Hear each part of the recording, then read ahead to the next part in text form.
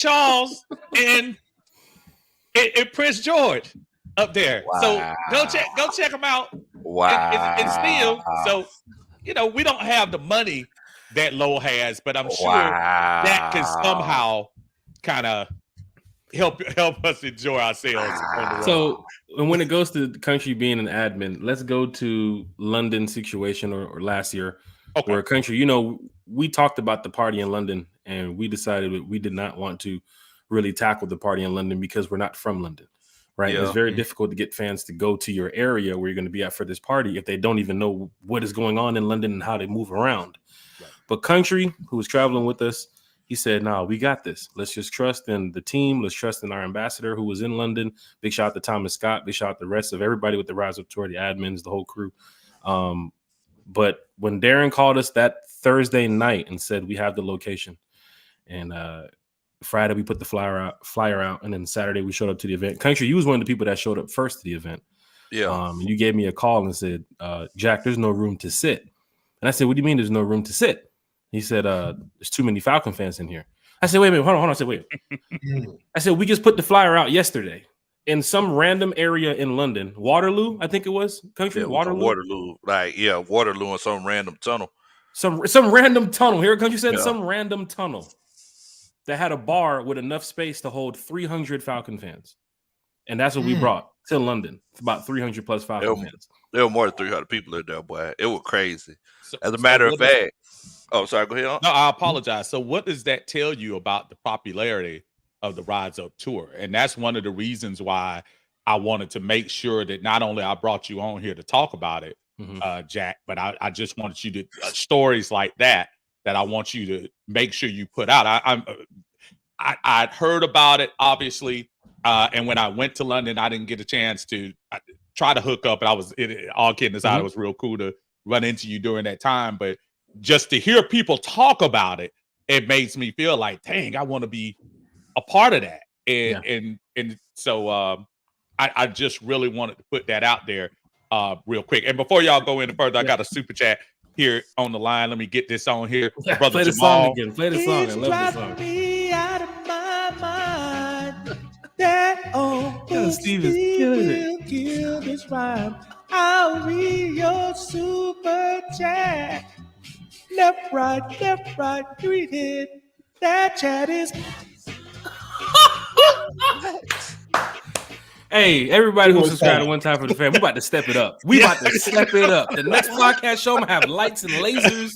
Animals gonna be crazy. Yeah, Steve, that is wild.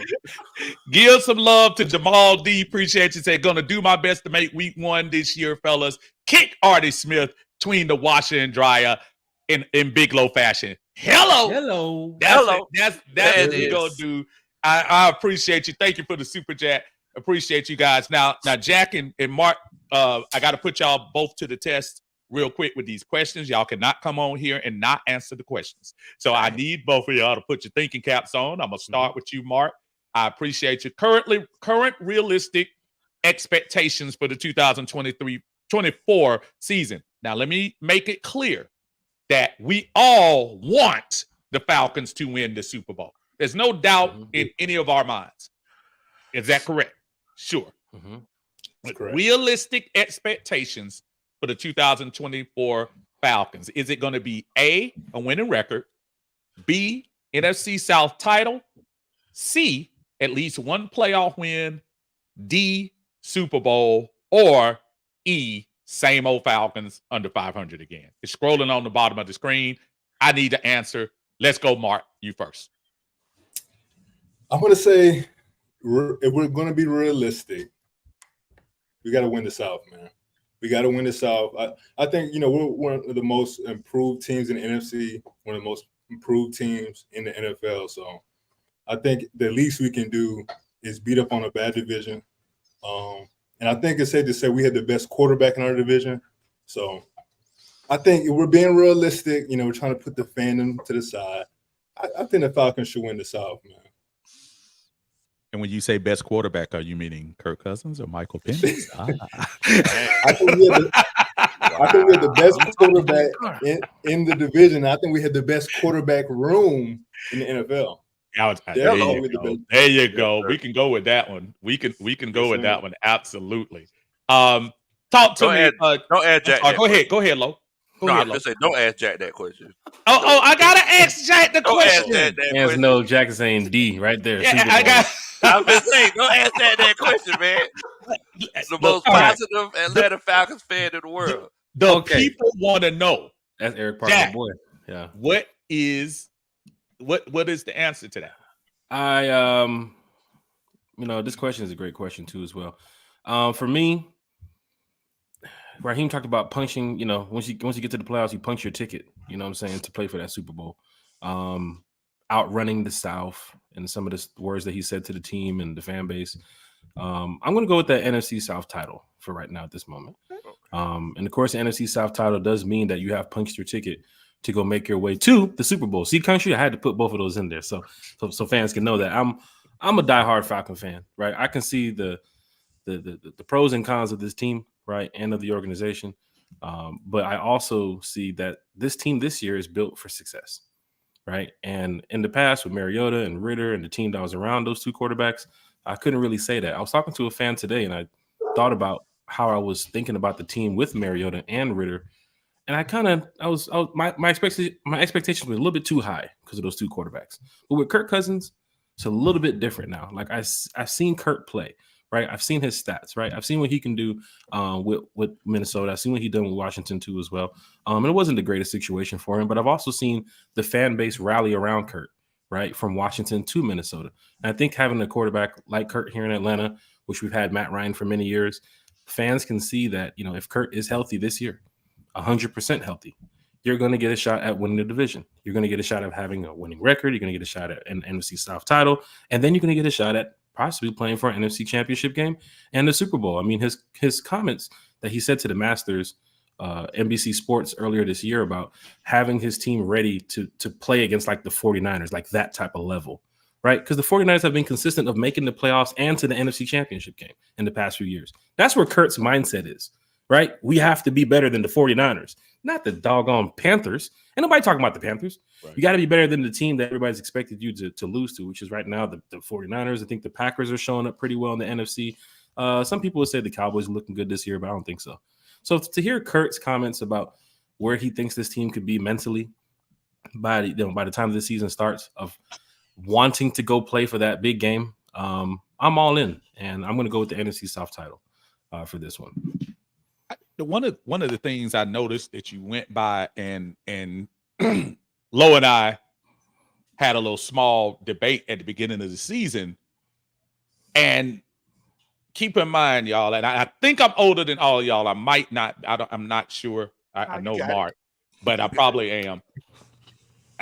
Unfortunately, I have been kind of seasoned with a little bit of pessimism and a little bit of just, I've seen this picture before. Yeah. Last year, I got criticized so badly when I would make my eyeball test of what I saw of our quarterback room, really of 22 and 23.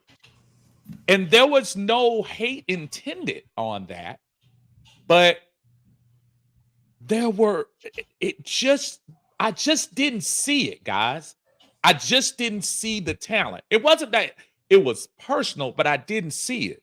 This year, I'm here to tell you, even if number 9 comes onto the field this year, I feel leaps and bounds better than I felt in 22 and 23. Lo, do you kind of get what I'm saying in that sense?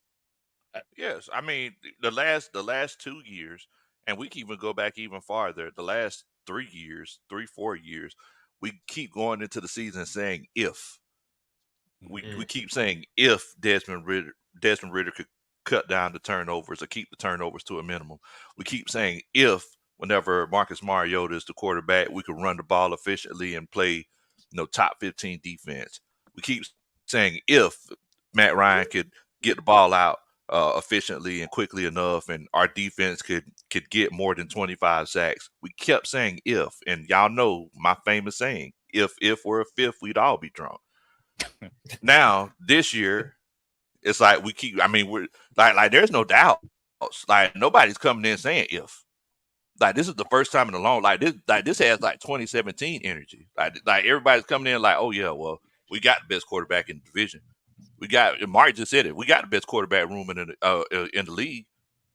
You know, we just improved our defense. We had the most improved defensive line in the NFL. You know, we have, can we say, the most improved head coach situation in the NFL? Woo! Hello. I mean,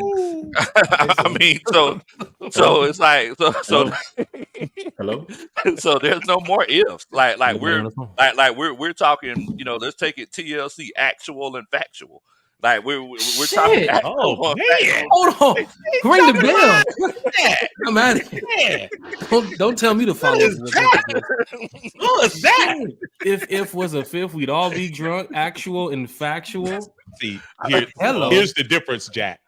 I'm do it off the top of my head. Yeah. There's a little ghetto thesaurus right there in front of Low that Coach Roney brings to him right there on the side. Not the paper slider. The papers. paper I'm slide. trying to. You remember the little index cards we used to have in school? She got all the index card numbered. Use this tape. Now you're on with Uncle Steve, so you're gonna have to have vocabulary. We're gonna. Yo. Cheat sheet. Yeah, not the cheat sheet. Got the cheat sheet.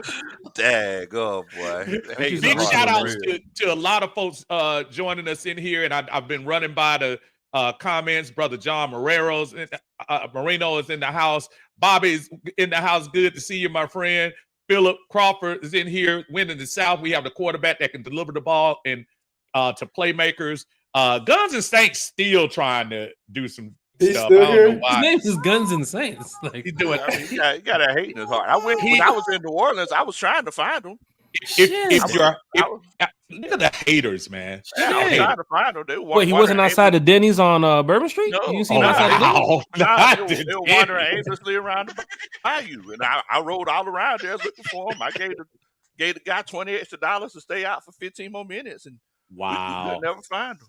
I mean, from my knowledge of being down there in New Orleans, if it's Friday between 5 and 7, they're outside of the Harris, right over there. Outside on the steps. Yeah, on the steps. Yeah, on the steps. Yeah. Our brother Vinny is in the house too. What's going on, Vinny? How you doing? He says, and Big Low on the same show. You must have a budget increase. Yeah, I know, man. I you know, what that supposed to mean? Well, if you want me to show the cash app that you said, show first Wait, what? before you. I'm gonna read it. I'm gonna read it to you verbatim. It says, "Hey, Unc, as usual, times are hard in the yard over here. Coach Roney says she want to go to Longhorns tonight. So for a minimum fee, please let me on your show. $50 or less." It's funny you said the cheat sheet because my daughter just came in here and slid me a note same time too as well. Like, okay, well, okay, so she's in on it too, right? So go ahead and read it, Jack, because you know what Jack say on every show. No, this one says she's looking for. They need the keys. They need the car keys. You got to go. I thought Jack gonna look. I thought Jack gonna be like, it's going down in the major way, Falcons fans, because we're not holding you back from domestic duties, are we? Nah, we're good. Got some remodeling going on tonight, so they're just gonna move some cars around, but we're good. Oh, okay. I just wanted to make sure and stuff. Johnny R is in the house. Johnny R says, "What are your thoughts on the new special team rules?" That's kind of an interesting question right there. And thank you, Johnny R, for the question. I'm gonna go to you real quick, Mark. What do you think about the new special team rules? And of course, that means they are similar to last year's.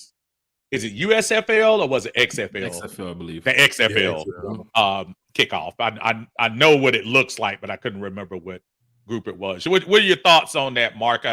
It's going to be hard for people like Devin Hester and folks like that to make the Hall of Fame going forward, in my opinion. But what's your thoughts about those rules? Yeah, I mean, that's a great question from Johnny. Man, it's going to be interesting, man. It's going to be hard to keep up with that because it's like the ball touches inbounds and you don't return it, the ball goes one place. If it goes over your head, you don't touch it. Like to me, it's complicated, but I think it's going to encourage everyone to stay in their seats. Everyone's going to stay engaged when you're watching the game, and I think that's exciting. And I think it's a learning curve. I think we'll probably all get an idea on how it's going to work by week 1 because we'll see it throughout the preseason. But yeah, I mean, again, kind of like we were talking about earlier with the NFL and this, what they're trying to do with the streaming and how Big Low is trying to capitalize, with the cash apps. Oh shit! Yes. Everyone's trying to capitalize, man. Mark, you just go throw me on the saying. Everybody trying to eat, man. Everybody trying to eat. Okay. So I guess you team on the team. You jumping on your team. Okay. We all want to be fans. See, that was a good point, Mark. But one of the other chatters made a very good point, and I didn't miss that. Our brother Marina had said, "I can't believe Uncle Steve and Big Low let Jack make that quick flex about remodeling the house, moving a few cars around." Right. He says need the keys. I says need the keys. So now what we need to do is let's break that down.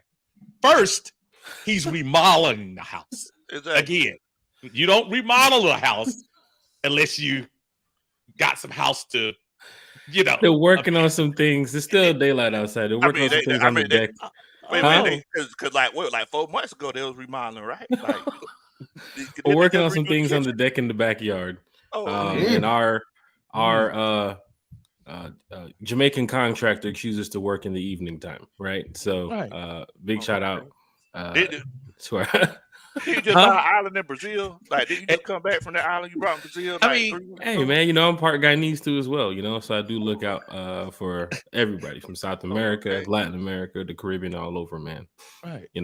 Right. And the other question that the chat wanted to know, just how many cars were your daughters, how many keys was she trying to get to move around? It was my wife came to suggestion 2 to 3. I was trying to figure it out. It's about those 4 cars. It's 4.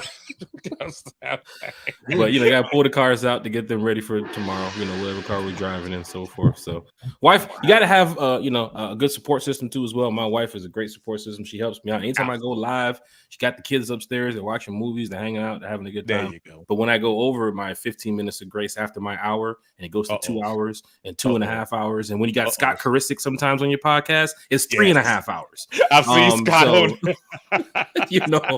We talk Falcons, but the wife is the greatest, So right now, because I'm doing this podcast, we don't have one at 8. She's just trying to get everything together so the contractor can just bring his supplies and take care of whatever he can. There's still a little bit of daylight out, so shout out to the wife, man. The wives make the world go round. We appreciate them at all times. Yeah, we met the wife in London too as well. We was walking outside the game in Wembley too as well. You had the honor of meeting the I know y'all two seen each other, but I didn't see y'all because I guess I was like down at the bottom of the ship. No, you were up there with King Charles. Remember the part when they escorted y'all up to the upper? No, I just remember the stadium. No, I just remember y'all pulling up in the black Bentley. I was me and Coach Ronald, we took Pat and Jeff. I do remember going into Wembley Stadium because the seats were kind of like real close and intimate to the field. So I was looking around like you can see kind of everybody, even in the 200 and 300. It's like y'all were close. Where's country? Where's everybody at? But I was outside. I was outside. Sheesh. My ear up against the building trying to hear what was going on. Sheesh. For the special team rules, from the Conrad, I'm guessing, because that is in a very expensive hotel. I ain't gonna lie. I looked at the Conrad. I had to go to the next page. That's like, okay, I'm traveling overseas, but so you saying no joke. So you saying Low had some comps with him? He got that? Let me tell you something, man. Low's perked up over there, man. He's a good guy, man. He ain't gonna stay at no Holiday Inn when he goes out of town. I'll tell you that right now. What we had was kind of more like Quality Inn. I don't know what that was. We stayed in, but I know it was across the stadium. That. Yeah, that's it. It wasn't all that, man. You weren't staying in the stadium like Kanye, was you? Wasn't in the stadium? Yeah, I think Up was staying in the stadium. If I ain't mistaken. Speaking of staying in the stadium, we're going to Vegas this year. I believe Vegas has a Marriott or some room that is like right out, like connected to the stadium. Apparently, like you can see the game from the. It's kind of like the battery with the Omni, but I guess the hotels. I don't know if it's connected to the seating bowl or something, because they showed a Super Bowl package where the fan was staying in the room apparently, and then. Okay, you might know what it is. Yeah. Yes. Okay. Let me tell you what that was, Jack, because you and my wife were fooled by that. Okay. That was a one-time thing. They Okay. offered that as a special room. They Like designed one of the suites into a room. And they gave it away. And my wife told me, she's like, I saw this thing. It was a black lady, and I think it was her son, I think it was, that were in the room. And they gave the room away as a special promotion. And my wife saw the same thing. So that's so funny. I'm gonna tell her that you said that, because she saw the same thing. She said, no, they got hotels in the stadium. No, that was a special giveaway in one of the hotels.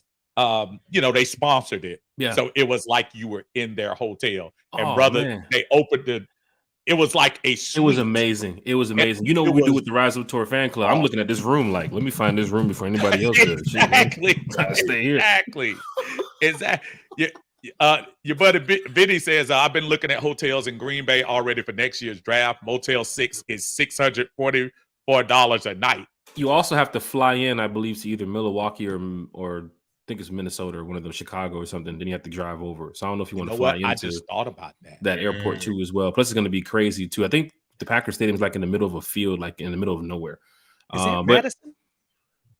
I believe so. It was outside of East Clair, one of those places over there. But I believe the Falcons play the Packers in Green Bay next year too.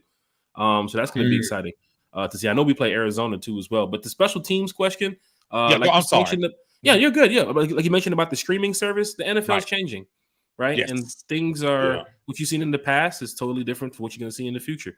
But I remember a conversation with Rich McKay he had with some fans about the percentage of kickbacks returned last year, right? And the percentage of kickbacks returned in the XFL with their new rule.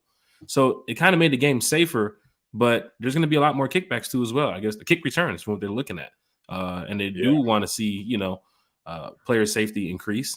And I'm all for that, because I have some friends that's in the NFL. I don't want to see them get hurt, and for me as a fan, it's new, but that's what happens when you have rule changes.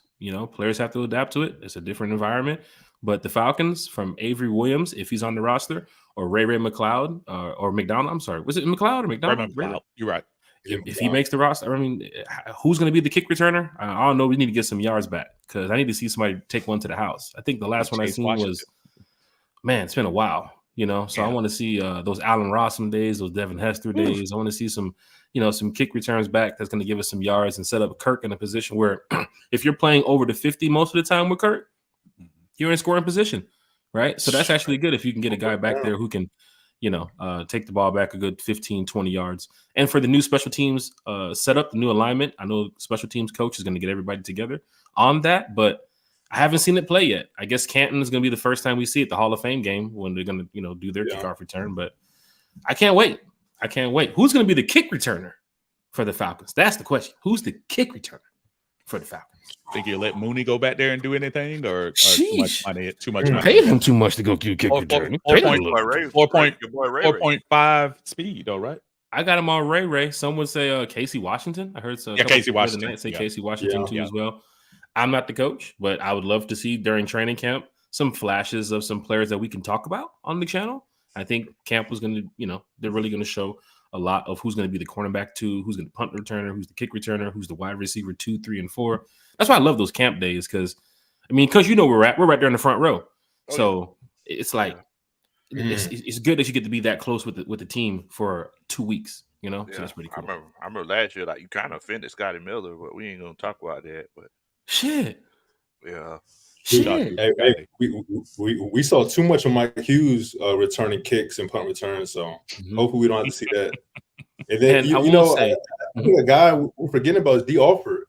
He was electric returning kicks, returning punts, if I'm not mistaken. Back in college, great punt returner.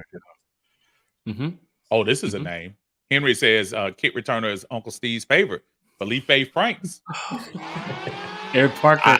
Eric Parker's in the chat. Don't tell that Felipe Franks joke. Please don't. Y'all don't know. Y'all don't know what y'all missing. Y'all don't. But I'm going to say something contrary to one of the reasons why it's amazing to me that we're even doing the kickoff rules. How many kickoffs have we really seen in the past few years? Now here in Atlanta, because we have Pinion kicking off. How many did we see anybody return from Pinion last year? Yeah, that's and I think most teams have that guy that can kick the ball out of the end zone. Mm-hmm. So it's kind of a little bit of a surprise. And to your point, Jack, you want to keep the game safe because you want to keep your players on the field, and I get all of that. But yeah, I'm all for evolving. I'm all for change for the better. But this is just kind of a head scratcher to me that they move this up so quickly. You're nodding your head up there, Lo. You're nodding like you're saying no to pineapples. I don't like it. Yeah, pineapples. I mean, there are a few things in our society that just don't need to be changed. And to start a football game off, I don't know if anybody's ever lined up on kick coverage, but you line up and you there with your brothers. Y'all finna get ready to haul tail downfield, play your lane. There's a few things in society that just don't need to be changed. Mm-hmm. And for us to just say, hey, we can't figure out a way to make it safer. I mean, doggone, like some things just ain't safe.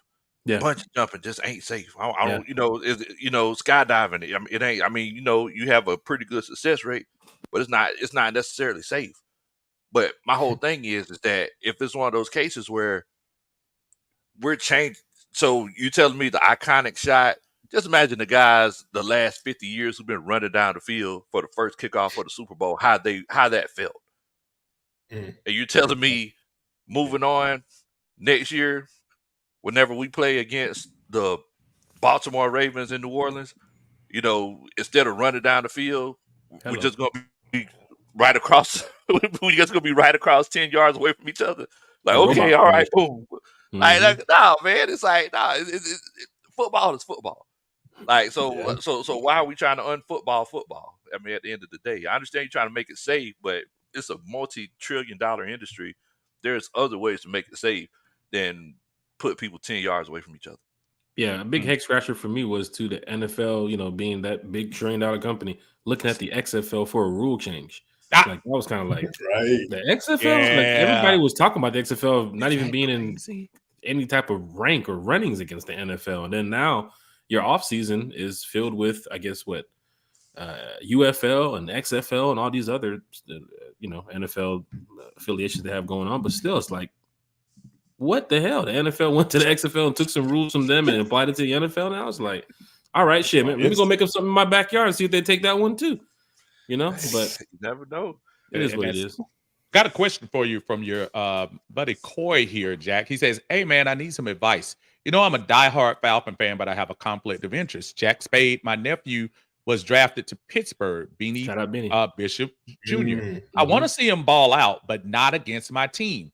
How am I supposed to act game one? So a little bit of etiquette question for Mr. Spade here on the channel. So tell me, how is he supposed to act, Jack? And I'm trying to find out the credentials on why Jack is the expert on this. Hold on one second. I'm reading.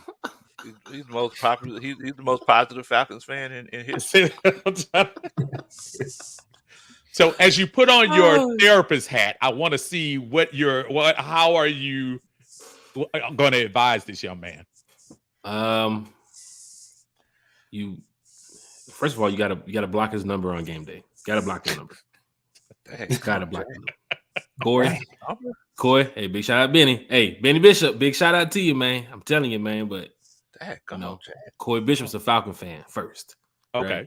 Right? Okay. So Corey, you got to show up in your season ticket holder, show up in your seats, get there early. He's gonna be on the field doing warm-ups, just wave, and then after the game, give him a call, say, hey man, good game. Falcons won 31-3. I understand. There you go. That's what I'm talking about. But we still family. But Corey, I mean, You're a family man too, as well, man. I mean, I've been to your cookout before. You had like damn near 200-300 people over there, man. So I know your family won't trip on you. That. Yeah, Coy Bishop's he's Mr. Make the Grill jump, man. What the heck, Coy? You didn't hit your boy up, man. I'm trying to Coy's Mr. Make the Grill jump, man. So wait a minute. He's got some. Is Coy a friend, or is he live next door, and that's why you remodeling your house to be like him? Sheesh. Which one is it? I'm trying to figure it out. Coy's a good friend, man. But Coy, your family, they understand about Benny being with the Steelers, but you got Falcons all over your house. You got the Falcon man cave and everything. And I know he's family, but my son could play for the Panthers right now. I would tell him, look, bro, hey, I don't even know you. We had this conversation. He gets with country. We had this conversation, right? Yeah, we had this conversation. Don't even call me. Don't text me. Wow. You could have went to the Falcons. We could have got you in the Falcons. You went to the Panthers. I talked to your agent too as well. But I got my son playing football soon. So, country, you know about your nephew. That conversation is coming up for you too. Your nephew balling out. Right. Right. Hey, I mean, look, we already having this conversation for college because I mean, you know, Georgia's on the list. Yeah. But I mean, there's a lot of other great prospects that are up there on the list as well, particularly SEC teams. So you know, that's one of those things. What happens? You know, we have that 8:00 game in Rocky Top, and everybody's oranged out. You know, against Georgia. It's like, you know, how do we go about that? You know, how do you go about that? That might have to be a game where I might just have to be sitting in the suite for it, so nobody can see me. Nobody can see what I'm wearing. Notice he said the suite. I mean, the suite. I mean, who are you talking to? In Rocky talking to Big Low. The suite. He goes to Arthur Blank. It's a family. He goes to Arthur Blank. Arthur Blank gives him change. It's a family suite. Wow. Oh my gosh. That's how. Oh my god. Wow. That's how. Wow. But look, quick story too as well about, you know, country with his, you know, what he does for the Rise Up tour. Country, that party that we had in Tennessee was pretty much thanks to country, right? Because tell Uncle Steve that. Uncle Steve, we were boots on the ground, man. We had things set up. We had a bus trip going in that Sunday, so the bus was already full. And the mean country was already out there a couple of days before, so he was like, well, what are we going to do for the fans? And it was like, well, let's just try to plan something. 1:30 in the morning, we're out downtown Nashville, downtown in the underground, trying to find spots for Falcon fans to come have a good time. But country, he took charge, man. You know, and he led the team to victory that weekend. From us finding the building was country. From us going over there, and we're walking. We took the Uber from one location to the next, got out in downtown Nashville at 1:30 in the morning. It's like it's like Atlantic Station at 12 o'clock in the afternoon. Like everybody is out there, right? It feels very Vegas-ish. Yeah, it's packed downtown Nashville. So country going up, talking to the security guard, talking to general managers, and then for the general manager to walk back to us at 2 in the morning and see us standing over there outside the building. Country walked up, explained the situation, what we got going on. And the general manager, country, you can tell him he doesn't allow hip hop in his spot. He didn't really want to change up the atmosphere of what he does on Saturday nights. And he met 3 guys from Atlanta who has this fan club. And he opened the doors to us to having a drink special menu. And he changed up. He let the kitchen stay open till 1 a.m., which normally he closes at 10. He had the DJ come in who was from Atlanta, gave us the microphone, let us set up all of our stuff. Really from Atlanta though? Like, well, he could have been from Gwinnett County. I'll say Gwinnett County. Okay. Gwinnett County. I was like, man, where you from, bro? You like, man, I went to South. I was like, South Gwinnett? South Gwinnett. That's all right, man. All right, cool. Yeah, because the thing is, like there was some songs he was turning off way too early. Like, yeah. I was like, yeah. You show you from Atlanta, you just roll by. Like, some of those Migos songs, he was like, I might be from the other part of the north side. I don't know. But for this DJ, he had a good time. For the fans, they had a good time. But rooftop party till 2 in the morning in Tennessee, and we found the location less than 24 hours before. That's from country. So yes, country's admin duties. He does a great job. Oh, look at the soundboards, right on point there. That was right on point.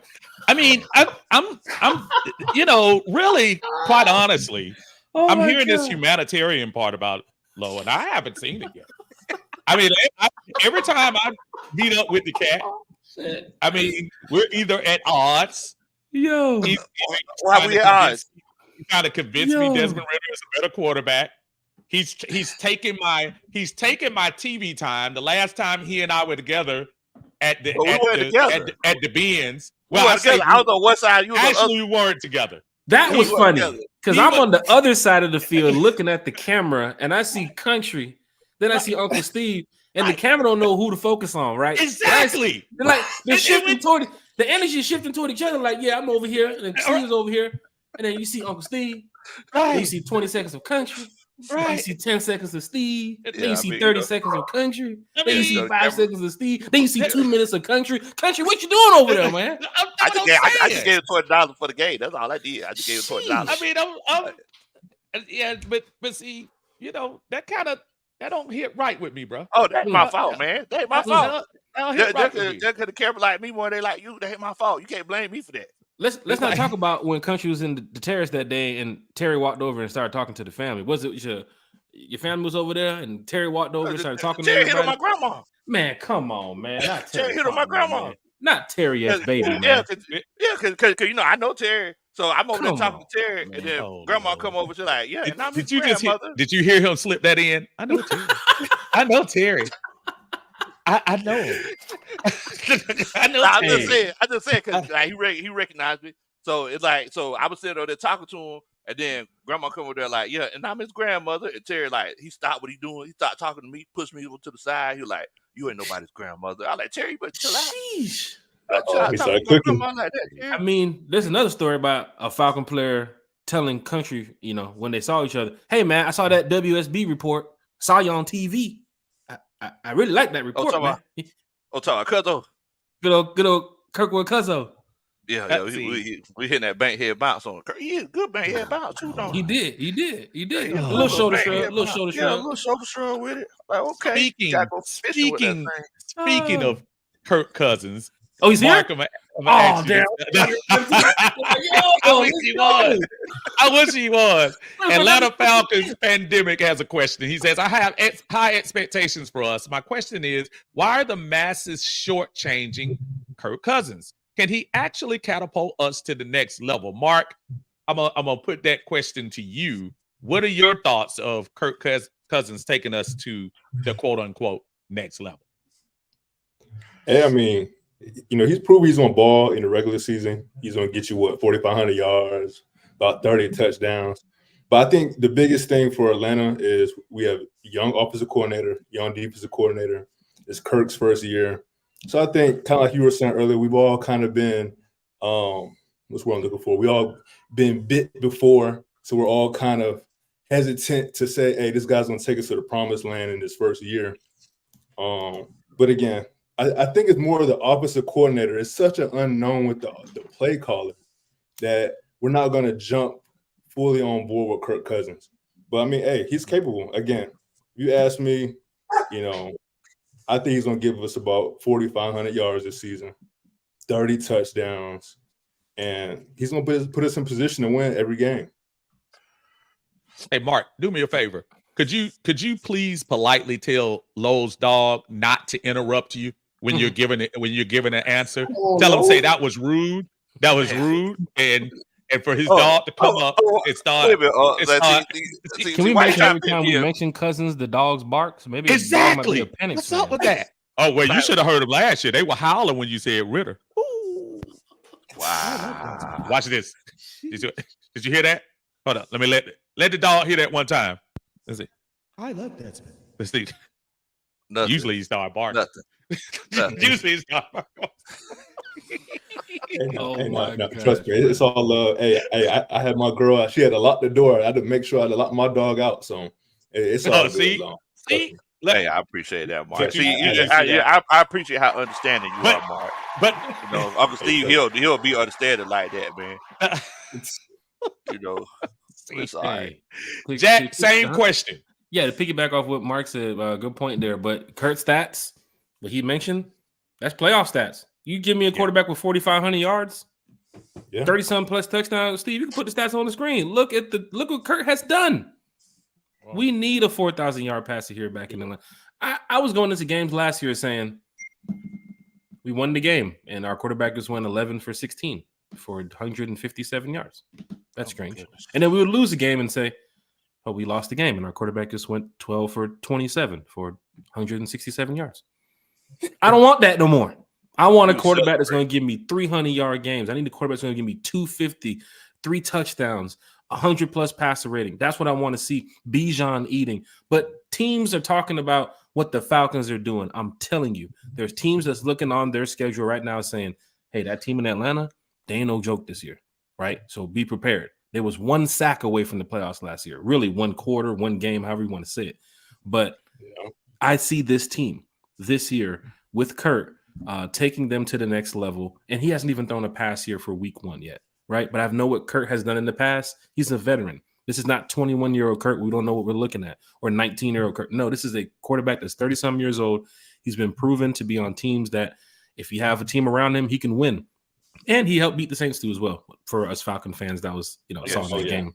And we love to see any other team beat the Saints, especially when it gets down to that playoff time, if it happens. But Kirk Cousins not playoff rating. Kirk Cousins passer rating versus the Saints is like 110, I believe it is. So let's not forget when we go play the Saints, I'm looking at sweeps throughout the division because we have a quarterback that other teams are going to look and say, you better get him on the ground or you better cover those wide receivers because he's going to eat. Team players around him is going to eat. That's why Kirk can make us better. Talk to me, Lo. Well, I mean, I feel like one of the reasons why he gets so much scrutiny is because, number one, look at our schedule this year. 4 primetime games, possibly 5. It's one of those cases where, what's the biggest knock on Kirk Cousins? It's like everyone has to find something to knock on somebody about. And with him, it's the primetime games. So, I mean, but to piggyback off of what Mark and what Jack said, last year we celebrated when Desmond Ridder threw for 200 yards. We celebrated. Think about this, y'all. The Desmond Ridder threw. If he had a game where he threw for 200 yards, the people who had the undying support for Desmond Ridder, I'm not going to say the name, but the people who had the undying support for Desmond Ridder, they would say, "See, look, he could do it. He could throw for 200 yards." Now it's like you got a guy. I mean, look at these stats. Kirk Cousins, 68% completion rate, 61, 69, 67, 60, 70%. What in the world, Bo? 69, 67. I mean, you look at the yards.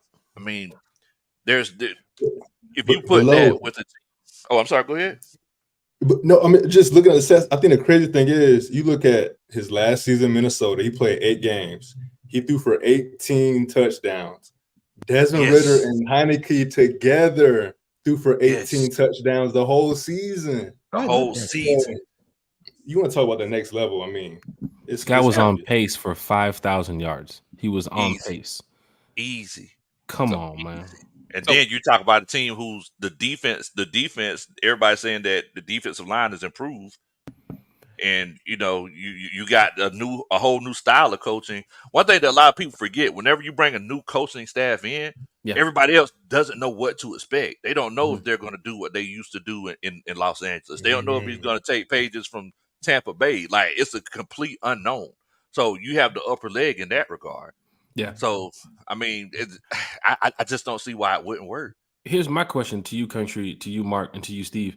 If Kirk was to remain on that pace, and like you said, if was a fifth, then we all be drunk. Is that what you said, Country? Yeah, all be lit.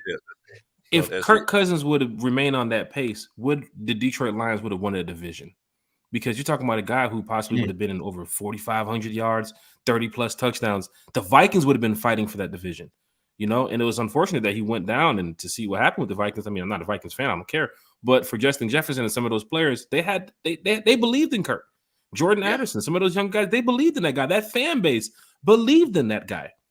And he went down. It was unfortunate. But still, if he wasn't injured, Country, Mark, Steve, would the Vikings have been playing in some of those big games later on in the year? I'll even piggyback off that because I wanted to answer the question too. First, and keeping in mind, Jack, Justin Jefferson wasn't even playing in all those games. Mm-hmm. He was spreading the rock to everybody else. Hawkinson, Addison. He was making heroes out of everybody. Which, if you're on the Atlanta Falcons team right now, if you're Drake London, if you're Mooney, if you're Moore, if you're even Cordero Hodge, you're getting excited. If you're Kyle Pitts, you're getting your napkin ready. You're doing all of this. Going back to the question that I just asked a few minutes ago, here's my thing. I'm not even throwing up hypotheticals, numbers, and everything like that. Dude, Kirk Cousins is a talented quarterback. Elite processor. He is a talented quarterback. Since the days of Matt, Cam, Drew, and I guess young Jameis, the NFC South has not had any quarterbacks in the division of that ilk. Don't let Baker Mayfield for you. Tampa Bay about to get fooled. Wait a minute. You said Derek Carr? No. That's what I'm trying to tell you. Derek Carr, absolutely not. Derek Carr at best is Geno Smith. Wait, so you say he's not reaching? You say he's not reaching the NADA?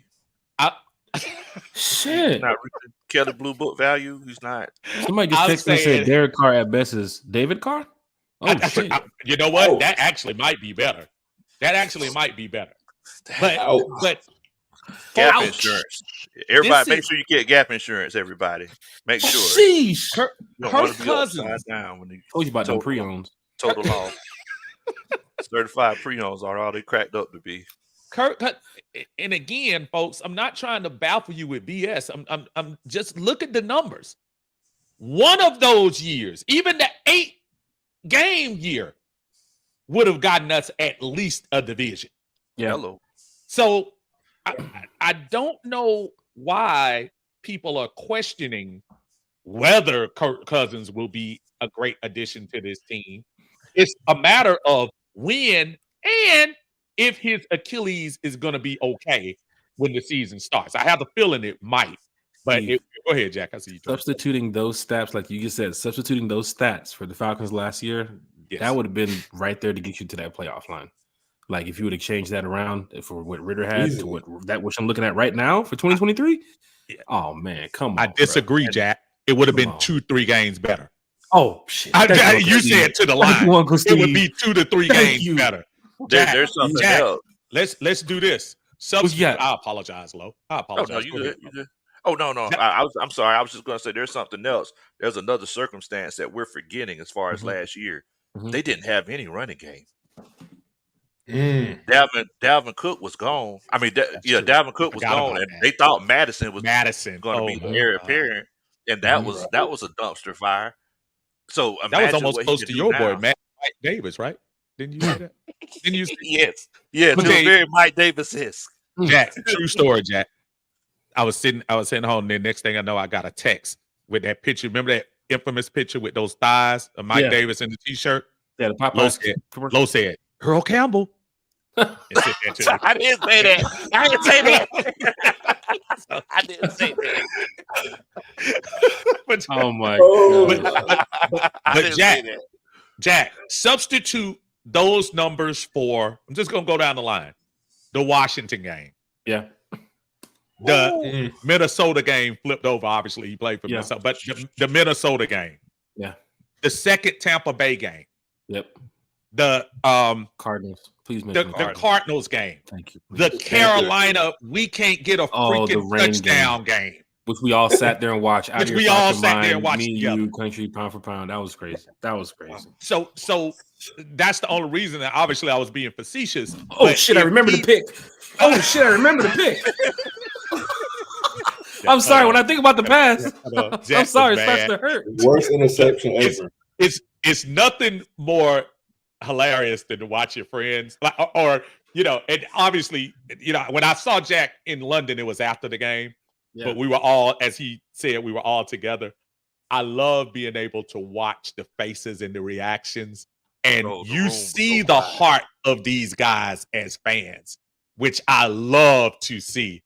And Jack looked like, and I think we had good food that day, but Jack looked like he wanted to throw up. There's a 9-hour flight we have to take in a couple of days with a loss on our record. It's the 9-hour flight that got me. It was like, I wanted to fly back with a win, not a loss.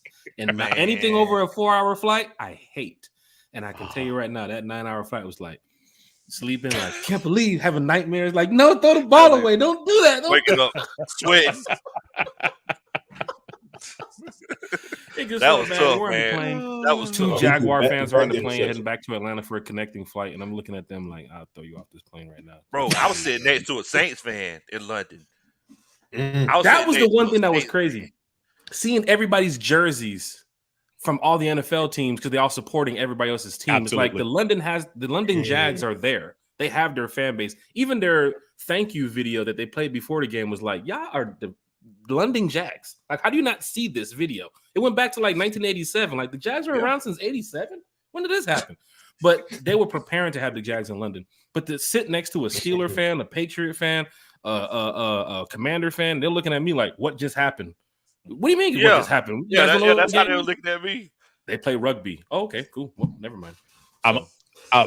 Somebody's on here, Danisha, and I see you, Danisha. She keep coming in here, and I appreciate you jumping in. And she says, we will be there. You got your tickets week 1. Let me tell you something. I'm going to piggyback this off Danisha.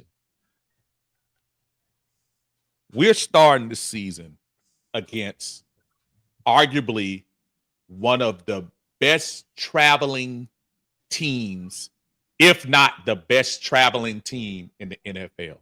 One of the biggest fan base legacy. I thought you were going to say best offensive coordinator. I'm sorry. Biggest fan. Oh, boy, if you don't. Is he watching? You know, he's I still. hope he is. He probably still watching some of our podcasts. Is he watching right now? He probably is. I'm not here to tell anybody what to do with your tickets. I'm not.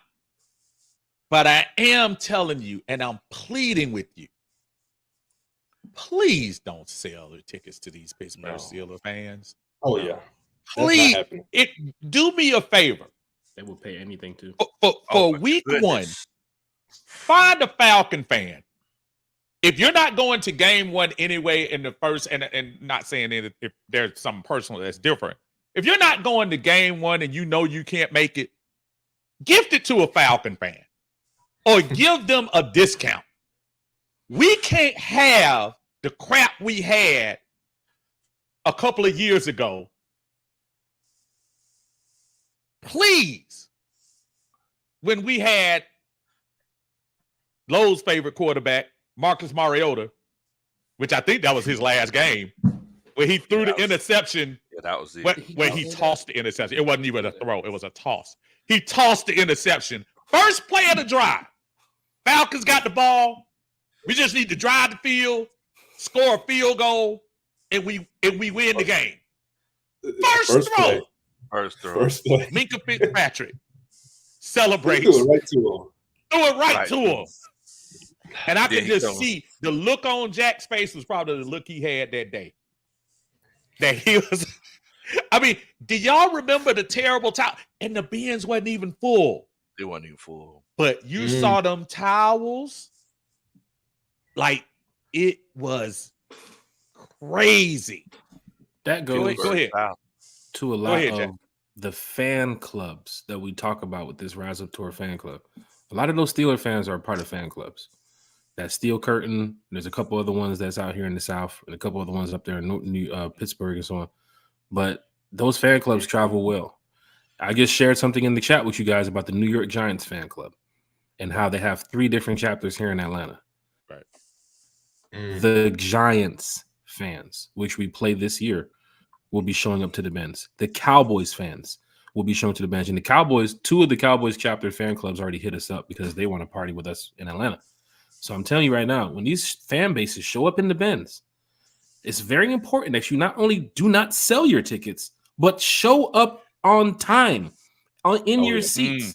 They gave us some later games. Wrap the tailgate up. That second, third quarter experience for some of these fans, it has to stop. Get in that stadium before kickoff. Country, you've traveled with us on the road. You've seen other stadiums. Them jokers in their seats before they even do the doggone video on the video board. Before they even turn the damn Halo board on. They're in the damn 12 seats. 12 o'clock in New Orleans, whenever they do the concert, boom, boom, boom. Them folks the game in their start, seats. They in there. They in there jumping. That thing live. Because everything they do, I don't care if it's a touchdown, they start the game with it's a whole concert. Yep. I ain't never seen nobody put a concert together in 5 minutes. Yep. When the Saints come marching, then boom, But, boom, boom. The chop us out, chop us. I like 4 or 5 songs, like they have a radio station in there. It's like, what is going on? And y'all know what it is. New Orleans is kind of funny. My wife, when we went to the Desmond Ritter debut game a couple of years ago, New Orleans pregame, they play unedited rap music. Yes. Oh yeah, you think I'm joking? Yeah, Yes. Straight up, unfiltered, straight up, Magic City-esque type music in there with no filter. Mark, Yeah. it ain't no And when joke. you hear that trumpet, ding, ding, ding, when you hear that loud trumpet play off, oh, they finna second line there. Bump, bump, bump, bump. When you hear that shit, oh, it's going down. You better move to the side. You better move the hell out the way. You better move to the side.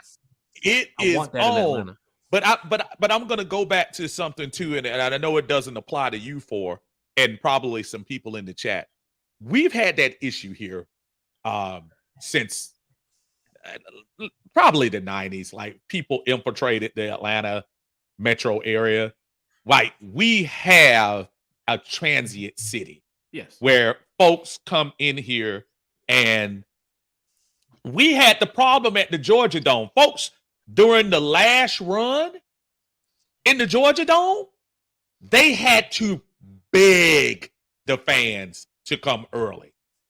The only time I saw the fans come early, and if y'all were in the Georgia Dome and had season tickets, you can go back and remember, they had to beg folks, even the Super Bowl year, to come to the stadium early. Only after we made the playoffs did you see us fill that stadium prior which to was kickoff. The last 2 games of the Dome. So it the last 2 games with that was it. But maybe that New Orleans game, maybe the last New Orleans game, they were the one where the Falcons came out in the cars. But it's a problem here because we really don't have a native, we don't have a local fan base that supports. And when I say that, I'm keeping in mind PSLs and stuff. I'm not trying to tell you people are too, you don't have enough money to pay to come in there. But I'm saying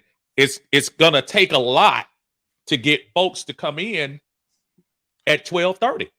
Yeah, it's gonna take a lot. They have a 4:25 game this year. They have an 8:25. Yes, game that's right. They That's have right. a couple primetime games. Right. Wrap up the tailgate. It's time to get in there. The Benz is playing 3. They put 3 train horns. The first horn lets you know the gates are open. The second horn lets you know it's an hour before kickoff, and the third horn lets you know it's 30 minutes. Wrap it up. Right. They should do 3 more horns, because by halftime, the people that start there grilling. Man, I'm going in 4th quarter. Man, that's when they get lit. Well, don't forget though. Now it's like, because that new experience they're building over there at the Gulch. Yeah, I feel like that's counterintuitive, because they're gonna be. You think the tailgate's crazy now? Just imagine with all that stuff that they're gonna have over there. Like, come on, bro. Yeah. Like, they're gonna be down there partying. They're gonna come in halfway through the second, and it's gonna be tough. Hostile environments though is big, man. Because I've been in Cincinnati. I remember turning around to a Cincinnati Bengal fan, telling them, "Hey, if I stand up too much, I apologize. I'm just cheering on my team." And the Bengal fan said, "Oh, don't worry about that. It won't be important. Like, don't worry about you standing up." So I looked around 3rd quarter, everybody's standing up. Nobody's sitting down. 4th quarter, everybody's standing up. Nobody's sitting down. Like, literally nobody. And it was to a point where I turned around after the game we lost, and I looked to the fan, and he was like, "See why I told you why standing up was going to be that important? Because everybody's standing up here in Cincinnati. Everybody." And I remember Eric Parker's story when he was getting loud on 2nd down on defense. Ask Eric Parker. Season ticket holder, PSL holder. He was standing up, getting loud in his section, in his seat, and a Falcon fan telling him behind him he needs to sit down, and so people behind him can enjoy the game. And Eric said, "You're supposed to be standing up with me, making noise with me." I think I remember him telling. They told him to sit down and please don't make no noise, and I think they called security on him too as well. Like, what? They called security on Eric? Man, Eric will tell you the story. Eric will tell you the story. It was a situation where Eric was like, "Why are you not standing up? And why are you telling me as a fan to sit down? You're a Falcon fan. Stand up, make noise." Remember Seattle country? Them fans they walked in there at 11:30 with a beer can in their hand. New Balances, cargo shorts, and a Seattle Seahawks jersey. Yep. Every one of them. New Balances, white socks, cargo pants, and a Seattle Seahawks jersey with a beer in their hand. Went to their seat, stood up the whole game. Mark, you getting somebody to tell a story about when the Falcon fans asked you to sit down. Do you remember this story? Mark has one too. Yeah. Oh, trust me. So basically, I've always been the Eric Parker in my section. That's actually my mom in the chat. She has season tickets. She's never going to sell her tickets to any away fans. And and she travels with the team too. I'm sure she'll be going to the game in Vegas. She loves her some Vegas, so I know that was a perfect game for her. But yeah, man, we go back to the Michael Vick days in Georgia Dome. I was a fan that used to annoy our own fan base because I understood situations in the game. Okay, maybe second down, but this is a critical down. If maybe we can hold them from getting any yards and we make it 3rd and 10, well, now we can get even more crunk on 3rd down. So trust me, I was that fan that was always 2 plays ahead. And I used to annoy the away fans. I used to annoy the home fans for just being just for supporting the team and being what I think every fan should be is engaged and understand that we have a part in our team's success. Like if we can get loud and we can get a team to maybe get a false start penalty, that's because of the fans. That's so. Yeah. Again, man, I have several stories, man, when you want to talk about lit on 1st, 2nd, 3rd down. I'm trying to convince my mom would tell you there's times when I try to convince her to stand up, But wow. I'm a firm believer that energy is contagious. So I just wish our fan base could buy into that, and it doesn't have to be a playoff game for us to think that our voice matters. Yeah, and Steve, I don't know if it's the PSLs. I think every team in the NFL is eventually going to go to PSLs because they're building billion-dollar stadiums, right? But I've seen New Orleans, rowdy fan base in that 100 section. I usually sit behind the bench of either the Falcons or sometimes I sit behind the Saints bench. I'll talk shit on the Saints bench side. I don't care. But I've noticed that since they put that PSL in place and they started renovating the stadium, the fans that are down in that 100 section are a little bit different. They're not too rowdy. Yes. They're not too rowdy no more. Because that money's a little bit different with the PSLs now. In the past, you sitting down there in 100 sections, they'll get on you. They'll get on you bad. I remember sitting there last year, like, I feel like I was in like what country, like sitting there next to the Queen in London or something, like sipping my damn champagne. I'm like, this is some prestige shit. But I went right before the pandemic. Me and my son flew down there, and it was super hostile. And I'm assuming that's right before the PSL. Yep. I went to Desmond's debut, and I want to say that was either December 22. It was like one of the last games of the year, and one of the last 4 games. I sat, how they have the 100 section, but you're under the cover, up against the thing. So we were sitting there. We had this whole row of where the handicap seats are, and so I'm literally at the thing, and so I'm there with my wife and my daughter who are turning their heads because I'm talking so much cash junk in the game that it's not. I mean, I love those moments, bro. Let me tell you something. If you think Uncle Steve is like this cool, laid back, calm, collective guy, watch a game with this guy. Yeah, go to a game with Uncle Steve. Yeah. If you, I was like, man, I remember we went to the game. I was like, yeah, it's gonna be a vibe. We're gonna chill out, Uncle Steve. Let me tell you something, Bo. Lit. I ain't gonna say 1 o'clock. From 12:50 to 4:30, lit. With the alcohol, without the alcohol. No alcohol needed, bro. Uncle Steve's a fan. Not at all. Oh, Uncle Steve's a fan. Not at all. Ask the fans in New York if my brother Butter Pecan, aka Berto, was on here. He would tell you. New York last year, MetLife Stadium. Guard came over to me. She said, "They gonna get us. Don't get too." I said, "For what? They losing. What you want me to do? They losing the game. Of course I'm gonna talk junk." I mean, they were really getting upset, but I'm saying to myself, because I'm that guy. I'm gonna bring. I'm that passion guy for my team. Uncle Steve was talking trash to Brian Burns' family, y'all. Yep. Like, let me tell you, Brian Burns' family is right beside us. Uncle Steve talking cash money. Oh, they had the terrace too. They had the terrace too. They was over there in a little section. Okay. Like where everybody else stand, the club section. Yeah. And at the end of the game, Lo, we were all best friends, weren't we? All best friends. At the end of the game. But during the game, getting it to them. No prisoners. Getting it to them. No prisoners. I mean, talking trash at the game is what it's about. In week 2, I'll be in Philly week 2.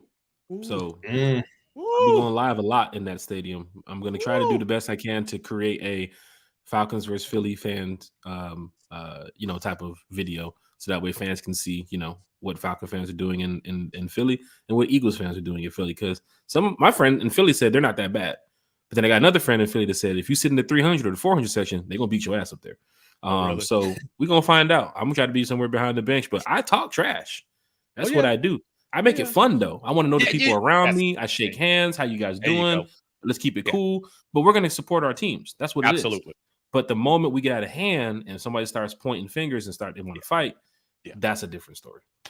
So it depends. I mean, you could have, and if you ask Lo, my trash talk game to me is on point, but I'm not dumb and I'm not crazy. I'm not trying to put myself out there like maybe some of our over inebriated friends are. Exactly. But I by the end of the game, I guarantee you, Saints, Dallas, Philly, whoever, we will be shaking hands. I will still be talking junk if we won, but it's all about the Falcons for me. Yeah, it's been that way since I was 6, 7.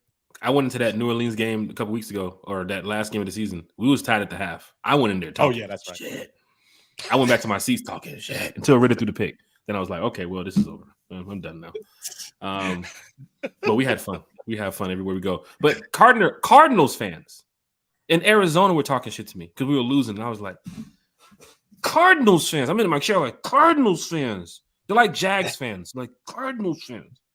But the dude's saying, oh, you guys are just one quarterback away. He's over there. He's smiling at me with his arms folded. You guys are one quarterback away. I can't believe this. But hey, man. And you know what we did, Jack? No. Okay, we'll give you that quarterback. How about that? How about we give you that same quarterback? I want fans to remember that Jack Spade was in Arizona last year watching the Falcons play the Cardinals, which they had one win at that time, and a Cardinal fan telling me, you guys are one quarterback away. Wow. Hey, and it's ironic because they traded for our quarterback. They got Desmond Ritter now. So and it's funny. It's almost like because my mom, they've been to a couple Cardinals games. They say that the Cardinals are like the West Coast version of the Falcons. Do you feel that way? On like the screen, rise up Bird gang on the screen. They had dirty birds written on the top of a hood that they had their mascot wiping off the hood of the car. It says it said, don't forget, rise up Red Sea is their slogan too as well. And they yell it, rise up Red Sea. And they do that shit. And then the colors, because you're wearing your white away jerseys with a little bit of red on there. They have their red maroon jerseys with a little bit of white on there. It's a bird on the logo. It's another bird over here on the logo. It's just weird. But then they was yelling out Bird Gang during the season. I'm like, Bird Gang? But I'm so used to being a Falcon fan that they are the Cardinals. They are a bird. So I understand that. But we have so much input into the Rise Up and into the Dirty Birds and into the Bird Gang. We don't expect another team to do that. So seeing the West Coast version of us was kind of weird, But hey, they party though. I ain't gonna lie. Now Arizona, they can party. Yeah, they party. It's. I mean, this year, which is one of the reasons I was so excited to have you on too, Jack, and I appreciate the stories you've been telling. I'm so hyped about the opportunity to go to Vegas, and the reason why, for those who haven't been to Las Vegas, and I'm not telling you to go there and put your house note on the slots or put it on the blackjack table. Yeah, don't bet on 27 red. Don't do that. Don't do that. But can y'all imagine the Atlanta takeover in the casinos? Right. Yeah. Saturday night, Jack, you go down to the casino floor and you see all the red and black, the number 9 Penixes, the number 18 Cousins, the number 8 Pitts, the number 15 Felipe Frank. No, I'm just playing.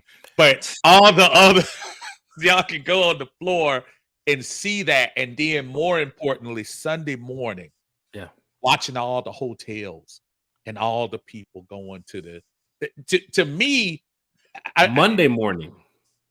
Yeah, Monday morning. Oh, I apologize. You get that Sunday to hang out and party. Correct. That's even better now for Falcons fans. I apologize. Mm-hmm. So you got an extra day. Extra day. And I want to let you know one thing that we do with the Rise Up tour, like it's not just about parties and everything. We're really focusing on doing stuff that's city specific. Oh, yeah. So, for example, it's like when we go to Denver, we plan on, a lot of people never skied or snowboarded before. Right. Mm-hmm. So we're going to have, we're going to try, we're working on something to have like a group outing so everybody could, go enjoy that. And I'm pretty sure like we're working on some stuff for Vegas. I mean, because, it's like, we know that it's not all about partying. It's not all about, popping bottles and everything else like that. So it's like, I know Jack. Bottles? What do you mean? Jeez. To piggyback off that, to know we had a schedule leak that thought it was going to be September. So we started calling Vegas to put things in place. We had a party set up for over 1,000 people. It was going to be 1,000 people because we know how many people is going to Vegas. But every party that we put on, every event that we put on, we've always reached capacity. Like every single event, no matter. I think people had been to New Orleans last year. They saw what happened in Razzoos. We've had that for the past 5 years. So in Vegas, like you said, Steve, casinos, the hotels, people traveling around to different sightseeing opportunities. We're going to provide that for Falcon fans because people know what our group does.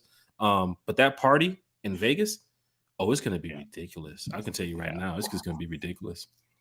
I know that's going to be just such a good atmosphere. And country will be there. Oh, man. I don't know about that. I don't know about you just brought the whole thing down. Like you put a pin in the balloon. Well, a lot of people in the chat want to meet country. Why not meet them at the slots or meet them at the roulette table? Roulette table. That's what I'm gonna be at. Roulette table. You know who they coming to hang with? They coming to hang with Super Chat with. So Uncle Steve hour in Vegas. Can I add that to that itinerary? Hey Siri, Uncle Steve hour in Vegas. Your chance to dance, to mingle, to wine and dine with the one and only Uncle Steve. I like that voiceover. You know what, Jack? I'm gonna have to put that voiceover. Right. I have to put you on there. I told one time for the fan chat, I said, Uncle Steve is getting better right now. We got to step it up. We got to got a soundboard over there with songs. Hey, that's what, where the songs at? Did you say you were working on something? He done changed the game. I'm telling you. Uncle Steve done changed the game. I told Jack true story. When obviously I've known Lo a couple of years now, but every time I heard the Superman chat, I was like, that's so creative. Yep. And that's something that people will stick to. And I said to myself as I went into the man cave, I said, I got to bring something that's different to the game. So I'm bringing it different. I'm not saying it's better. Nothing better than a Superman chat. However, I think it's so creative, man. It's like you got new ones that you rolling out all the time. It's like you can't beat that, man. I mean, I just sit back and I say, what that's a Superman chat. And then you have Uncle Steve with the songs. I'm guessing somebody's gonna start thinking of a rap. Superman chat, we in the chat with the Superman. Put your money in the cash app. I'll break it down on the rap too now. I'm ready for it. Hey, we need a not like us one. We need a not like us one. Does he have a? Is that a rap track? Uncle Steve had? Oh my god! I'll break it down if we want to now. Yo! Somebody in the comments said Uncle Steve is a genius. Somebody. This is it. I can't. Folks, if I had time to do this all night, I would. However, as Aunt Kira will probably say, she'll start doing like they do in Jack. She start pulling them papers in there. You need to come upstairs. So I have to. Dinner's getting cold. But it has been nothing but awesome to deal with the chat and talk to 3 of the best content creators out there. I'm gonna go around and ask these guys to tell everybody, not ask guys, tell these guys to tell everybody where they are and what they're doing. Mark, I'm gonna start with you, brother. I appreciate you. You gotta start hooking me up offline, man. I haven't had a chance to talk to you in a while, so I know we got some things we probably want to do together going into the summer. And I just appreciate you, my brother, and appreciate you popping in because it's long overdue. But tell everybody where you're at, man, and what you're doing online and what you got going on. Hey, I appreciate you for having me. Definitely appreciate your creativity. Like I said, always putting a smile on our face. But yeah, man, if y'all don't know, my name is Marquise Chaney. I'm trying to pop back out more, man. I've kind of been incognito a little bit, you know, so I did just start up my new YouTube channel. It's listed right here as Mark Chaney. So definitely would love, you know, everyone to hit that subscribe button for me, please. You know, they say it's free, so just double check, if you don't mind. Unless you're big. Unless you have a Cash App, a link underneath it or something. I'm just playing. Just press it for me. But yeah, like I said, I'm getting that started up. A lot of it was inspired really because of the Atlanta Hawks getting that #1 pick. I was like, man, I got to stop playing. I got to take advantage of, all this attention that Atlanta sports is getting. So like I said, I would definitely appreciate you all to follow my new channel. And I'm also on Bleacher Report. I have a new show on the Hawks actually next week.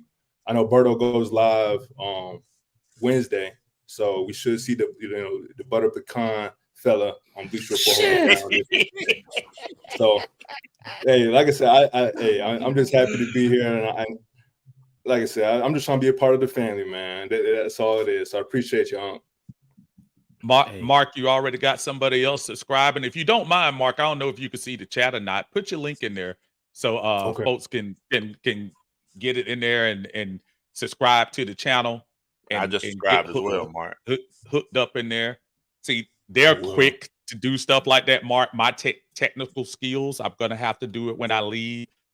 Low showing off that he can do it quick, but what world? I mean, I feel like there's a versus coming up soon this year. There's got to be a versus. Uncle C just need silence. He don't need nobody bothering him. He need to concentrate while he's we are gonna have a versus. I'm gonna have Mark as my towel guy. He's gonna be in my corner, like he'll be like Duke for Apollo in Rocky. You can win. I mean, we are going to Vegas this year, and Mayweather's boxing gym isn't that far from the Strip, so we can step in there for a little. No, I'm just playing. I don't know why has like this disdain towards me. I think it's just jealousy. I don't know what it is. Like we are, for the record, folks, trying to get that together, and I know we talked. I know. It's kind of hard to talk because Lowe's kind of world traveler, so we don't get a chance to get down together. So once he gets off of the off of the yachts and come down, we're gonna try to hook that stuff in. Jack, appreciate you, brother. I know I gotta return the favor and jump on with you. I know I do. I owe you probably 2, at least 3, but I love having you on here, brother, and I mean this. The importance of this Rise Up tour to just energize the fan base, and I see the passion when you're talking on your YouTube channel, and I've seen it in person that you're not fake and you're a real fan, and you take this thing real deep, and that's for somebody who's a long-time fan. You don't understand, man. That digs deep to me. So even if I didn't know you before a year or 2 ago, I'm just proud of what you're doing, man, and I'm happy that you energized this fan base. Brother, tell them about your not only your channel, but tell them again for those who are just joining about the Rise Up tour. Yeah, and I'll definitely pop the information in the chat for everybody that wanted to go ahead and follow the channel too as well. You can just listen to it right here. It's One Time for the Fan, every Sundays, every Wednesdays at 8 p.m. And we have pop-up shows in between. I think we're going to do a pop-up show tomorrow. Big shout out to Bodie, who's also a One Time for the Fan. Big shout out to T. Will. Big shout out to Carrie, one of our newest podcasters with One Time for the Fan. Big shout out to Chase, Dirty Fanatics United. He's also live right now, so big shout out to him. And of course, the Rise Up Tour Fan Club. We've been doing this for 7 years. It started with a guy named Thomas Scott. who purchased a ticket from me in Cleveland because I was going to an away game. And he called me a couple of days later after he purchased the ticket and said, hey, he wants to put on a party for fans on the road. And then 7 years later, we have over 1,000+ members in our group. We travel to all away games. We put on events every city, every away game. Doesn't matter what it is. Country, who's a diehard not only content creator and Falcon fan, but he's also with the Rise Up Tour crew too as well. He's done great things with the crew. I just want to say thank you to everybody who's been supporting One Time for the Fan. I hear the jokes between Steve and Country. I guess that's what happens when you reach 1,000 subscribers. We're almost there at One Time for the Fan. So if you want to hit that like, share, and subscribe button so I can joke with Country and Steve on that level, because I'm listening to it like when I get to 1,000 subscribers, somebody getting roasted up in this.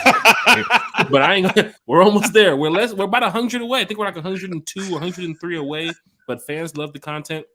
Mark, you said you want to go ahead and talk some Falcons football Wednesday. If you're available, come on over, man. Come talk some Falcons football with us on the channel. Thank you to everybody who's been so supportive. If you want Rise Up Tour information for the fan club, I'll post it in the chat. But Philly, we are there. Washington, we are there. The bus trip information for Carolina and Tampa is already out. We already have some other information that we're going to be passing out soon.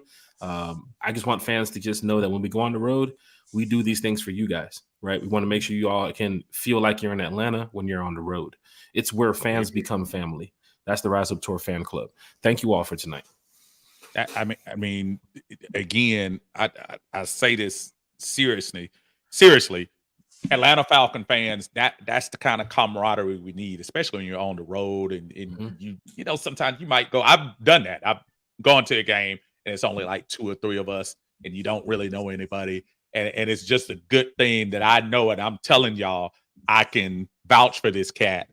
Mr. Jack is the host of hosts that you want on there to when you're doing these things. So Jack, we appreciate you as a Falcon fan and definitely in the Falcons fan community. We really appreciate you. Last but not least, man, my brother, look, when I started doing this on Facebook 8 years ago and stuff, and I didn't really get into YouTube until about 2 years ago. And I loved interacting with people and stuff like that. So I switched over to YouTube. People told me about that.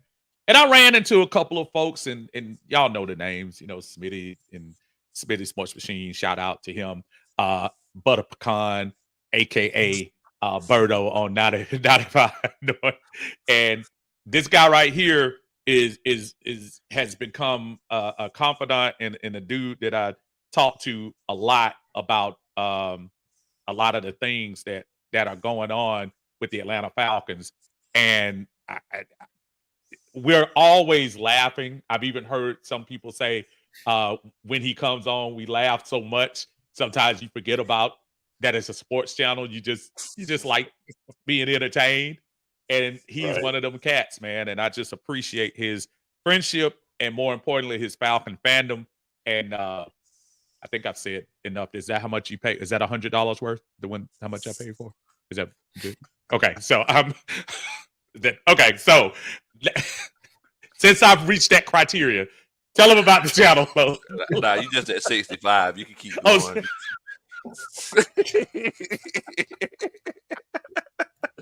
Hey, man. First of all, thank you so much, Uncle Steve. You know, your friendship definitely means a lot to me as well. For everybody out there that don't know me, my name is Big Low Country. I'm just an old country boy, former football coach that just loves to sit around and talk about sports. You know, if you're looking online, if you're ever on YouTube or you're on Twitter or Facebook and you're looking for good Atlanta Falcons content, and you know, I'm just letting you know this too, Mark, in the future, you know, you want to try to kind of get, you know, in that algorithm, you know, put rise up content creators. That's right. In your description. If anybody's looking for great Atlanta Falcons content, put rise up content creators and it'll pop up a whole bunch of great Atlanta Falcons content. Yeah, I mean, you know, definitely, you know, Uncle Steve, you know how we do. You know, we go on here and we chop it up. Y'all see what's underneath my name, the best singer on the panel, because it's the truth. Like Uncle Steve, he could, you know, put his little songs and everything it's up. Driving me out of my mind. Right, that Uncle Steve will kill this rhyme. I'll read your super chat. No left, right, tweet it. That chat is What in the world? Like, this is poison. I was gonna let you finish until you start saying that nonsense, but go ahead. Hey, look. I mean, like I was saying, Uncle Steve, he'll play little songs and everything, but we all know who the best singer is. Like, whenever the mic is on, because we don't know if that's Uncle Steve singing or if that's his son. I think that's his son. Oh, snap. You already. 2024 is the year of beef. It's year of beef. It's gonna be a violent. It's gonna be a violent versus. It's gonna be a violent versus. I'm going to go ahead and start off. Jadakiss. Remember Jadakiss? Here's the boy said they like not us. Bone Thugs versus 3-6. Huh? We threw the mic at him. Right. You must not take your mans. I remember that. Let's get violent. So Kendrick Lamar said they not like us. I'm just saying he not like me. That's all I want to say. He not like me. You got 24 hours to respond. You got 24 hours. I'm gonna come back to back on you. I'm gonna come back to back. Meet the Johnsons. I'm gonna come back to back on you. See, y'all don't know. It's go time. It's go time. But look, man, we have a great time, man. Y'all can check us out at Big Low Country on YouTube, Twitter, Instagram, TikTok, pretty much any platform. We're at all the home games, season tickets to the home games. We're at all, most of the away games. I have a few more responsibilities this year because my little cousin, he's being recruited to play football. So this year we might miss a few games. But yeah, man, look, anytime we get on here, the main goal is for everybody to have a good time. That's on the panel and the people that are watching. That's the main goal. You're gonna miss a few games, but don't miss the tea time because we pay for 4, and we're gonna bring no scratch golfer a part of that. So don't miss the tea time. I got you. Can't miss the tea time. Hey, I tell you, Jack, I'm trying to get Uncle Steve out there too. Uncle Steve, man, you coming out there? I'm telling you, man. Hey, we slicing 330 with the driver, man. I'm telling you right now. It's ping. I'm a putt legend. But as far as driving, that's good. You put a 3-iron in my hand, bro. When we get on the greens, we're looking at birdie, and we're looking at par. Uncle Steve, now's your time. Come on, we're playing team here. So me and you versus country and whoever. So yeah, come on, man. That I won't make no promise on, but I'll caddy for you. I'll watch all day. I'll be a good caddy. Folks, I appreciate all of you joining us. For those of you who want to get updated, the Braves are getting smacked around 8-0, unfortunately. And the Nuggets are up in the second quarter, 34-27, game 7. Can Nikola Jokic, can he make it to the Western Conference Finals one more time? We'll see. Until then, folks, I appreciate you. Thank you again, panel, for joining us today. Everyone else, have a great day. Let me put this nice little ending on here, fellas. So if y'all hear this ending on here, don't feel like I'm not talking to you, but y'all hear this outro I just got on. This is probably my voice in the background. Until then, y'all take care.